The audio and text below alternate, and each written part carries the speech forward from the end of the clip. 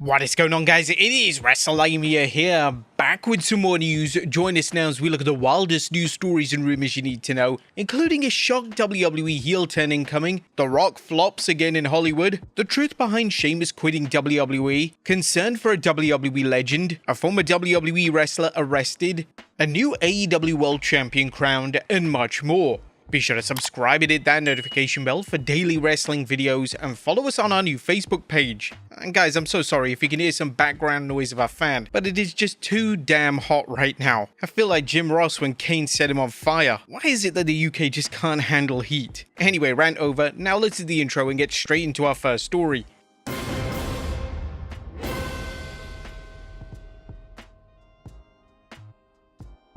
Our first story looks at a shock WWE heel turn incoming. Now our top story today looks at a huge heel turn that could be about to go down in WWE. CM Punk is the new WWE champion and he's now set to be on every single edition of SmackDown throughout the summer months. Whilst Punk was cheered in Chicago, it's now been speculated that Punk could be turning to the dark side. According to Brian Alvarez on the Wrestling Observer Radio, he believes that the new champion is turning heel. He believes that Punk exposed himself as a hypocrite and Sami Zayn is going to be the heroic Daniel Bryan figure in the story.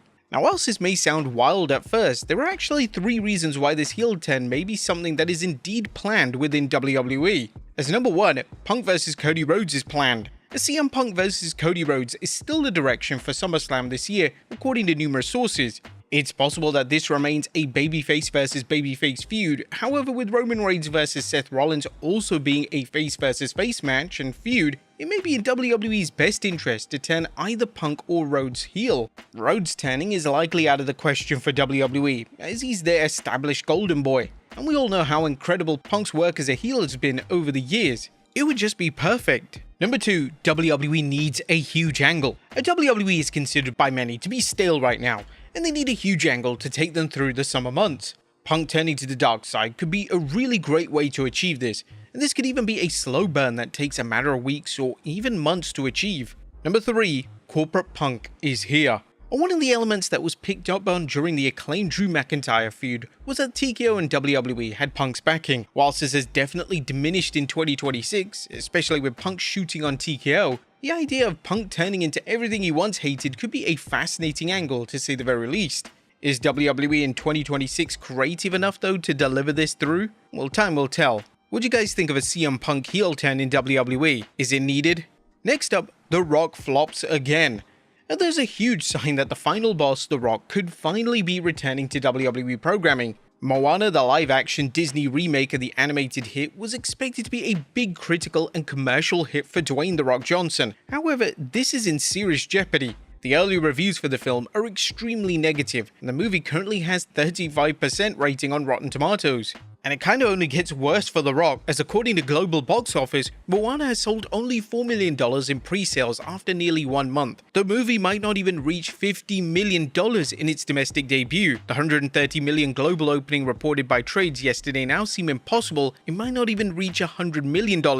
And sadly, this is actually seen as one of the lowest scores ever for a Disney live-action remake. And to make matters even worse, WWE Unreal got a fresher tomato rating. With a budget of $200 million, it's on track to become one of Disney's biggest flops. Now, a lot of fans are theorizing that due to this negative response, The Rock is going to leave Hollywood behind and return in time for WrestleMania 43 and wrestle Roman Reigns. It was reported just last year that WWE had indeed made a play for The Rock to wrestle at WrestleMania, yet it was never made clear how deep these discussions went. Reigns vs The Rock is of course the biggest match left in pro wrestling, and it's now seen as now or never when it comes to WrestleMania next year in Saudi. But there is another possible sign that The Rock has agreed to return. As things stand, despite being amongst the busiest men in Hollywood, The Rock doesn't have any acting commitments for 2027, and this means that if he wanted to, The Rock could go all in on a WWE comeback run. For 2028, The Rock is set to return to the Fast franchise for the final time, so we can pretty much rule out a 2028 return, unless The Rock appears on TV to promote the highly anticipated movie.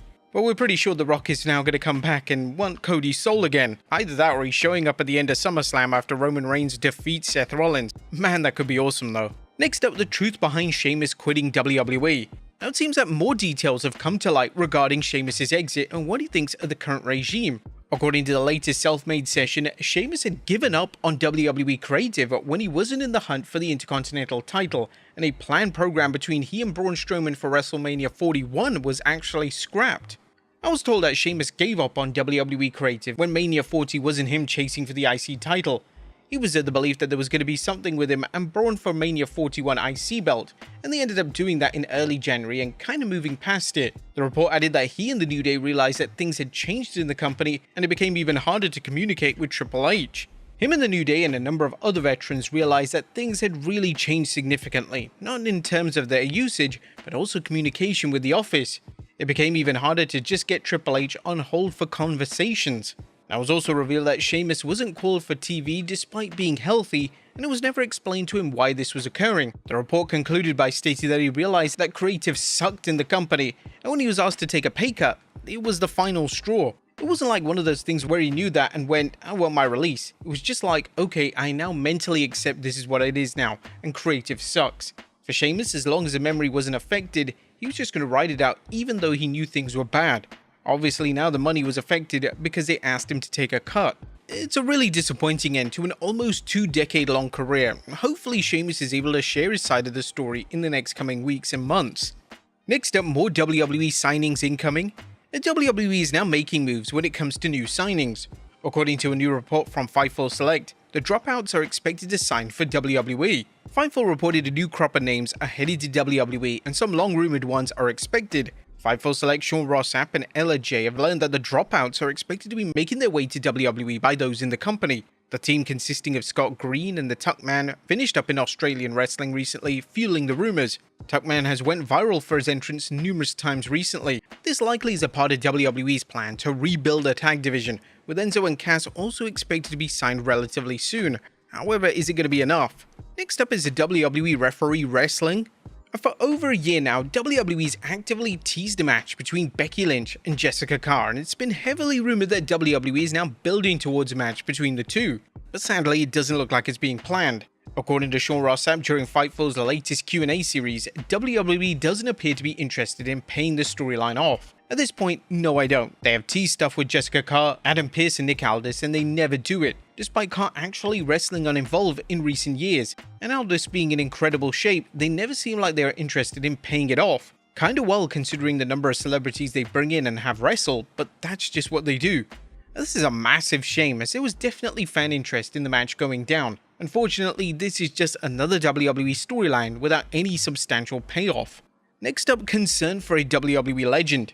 Paul White, aka The Big Show, actually returned to the ring before AEW went on the air last night. This would be his first official match since 2024 when he teamed up with Chris Jericho and Mike Bailey to take on the Don Callis family on the Jericho Cruise.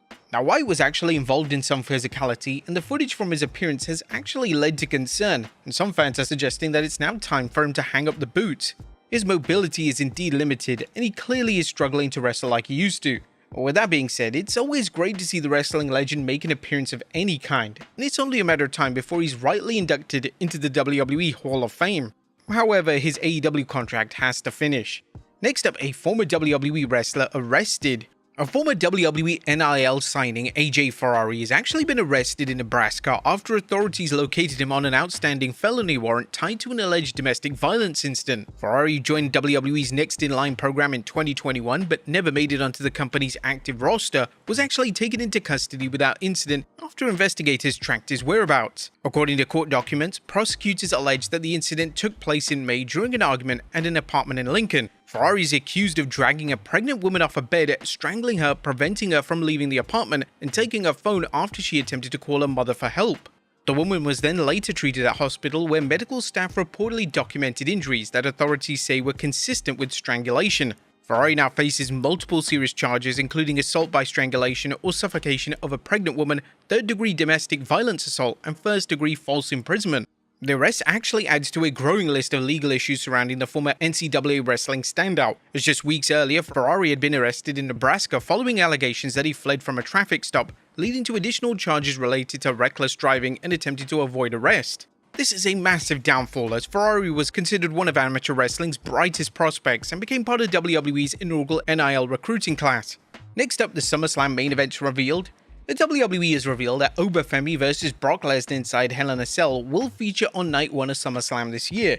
WWE announced this through their website last night, and as expected, Roman Reigns vs Seth Rollins for the world title will feature on Night 2. Whilst it's a given that Reigns vs Rollins main events Night 2, it's unclear if Femi vs Lesnar will main event Night 1, but with it being inside a Hell in a Cell, and of course it being one of the biggest matches of the year, it's a distinct possibility. This of course depends on the hype and build to the planned CM Punk vs Cody Rhodes match for the WWE title. Also, we can't forget that the first hour of both nights will air live on ESPN for free, so WWE and ESPN will want big matches within those first hours on each respective night.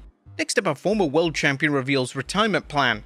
Now at 43, former WWE world champion Damian Priest is one of the older names on the main roster, and now Priest is revealed when he plans on calling it a day. Speaking of Christie Comedy, Priest revealed that he doesn't have an exact date, however he will be done wrestling completely before he turns 50.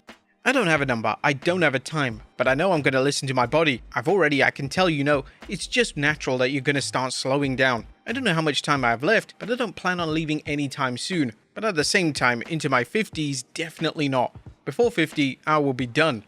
Pro wrestling, specifically WWE, has vastly changed over the past decade, and it's not uncommon for wrestlers to wrestle into their 50s and still be presented as a big star. With Priest stating that he plans on wrestling until he's 50, this gives him another 6 or 7 years at most to wrap up his career and ride off into the sunset.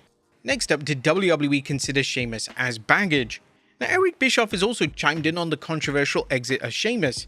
According to the former WCW president, he states that if a wrestler isn't turning over money, then they're just baggage.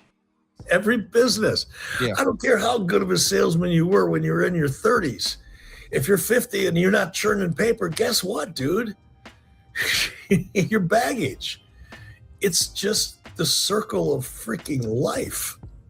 This comment is of course extremely harsh, especially with Sheamus being a multi-time former world champion and a name that fans adored. And then Conrad Thompson then urged fans to reevaluate Sheamus' WWE run, as he's had an incredible career. I, for one, hope that people reevaluate Sheamus' career. I saw somebody the other day say, hey, when you really look at it in its totality and just take a step back, Sheamus had a darn near picture-perfect WWE run. I mean, there's not much that guy didn't do. I mean, I think he won every title except the Intercontinental title. I mean, but he's checked every box. He's kind of done it all. It's still unknown what's next for Sheamus, as whilst AEW makes all the sense in the world, it's been reported that some names in AEW have reservations. Next up, WWE has gone too far. WWE's obsession with milking fans for every cent has escalated to, well, a whole new level. Yesterday, WWE revealed that it would be selling replicas of the Crown Jewel title, and on the surface this makes sense. However, it turns out that these titles cost $2,000, and the crazy thing is that they're almost completely sold out. And finally, a new AEW World Champion crowned. Now, final story today looks at last night's AEW Dynamite, as we now have a new world champion. In the main event of the Beach Break edition of Dynamite, Kenny Omega defeated MJF in their third ever match for the gold. This now means that Omega will defend against Will Ospreay next month at All In London. In relation to what this means for MJF, a feud and a match with Mick Foley has been heavily teased, and this feels oddly similar to when Edge dropped the WWE title before WrestleMania 22 in 2006. But there you have it, folks, the wildest news stories and rumors you need to know. Be sure to leave your comments down below, and I'll see you next time with some more wrestling content.